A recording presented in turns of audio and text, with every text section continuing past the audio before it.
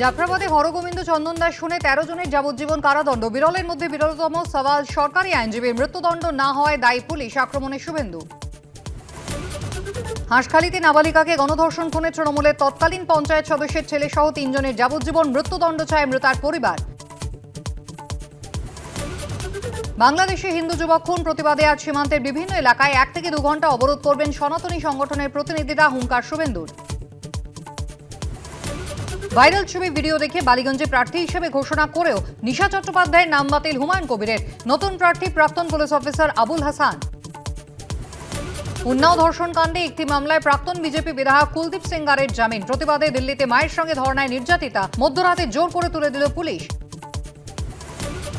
রাজ্যে শীতের আমেজ, কলকাতায় ফের 15 ডিগ্রির নিচে পারদ, আরও কমবে তাপমাত্রা। বছর শেষে গোটা রাজ্যেই জাঁকিয়ে শীতের পূর্বাভাস। দুপারেই আজ সংখ্যালঘুরা ভোট বাক্সের মোড়ে। রাজনীতি আজ দাঁড়িয়েছে সে কানাগলির মোড়ে। যুক্তিতক্ক রাত 8টা।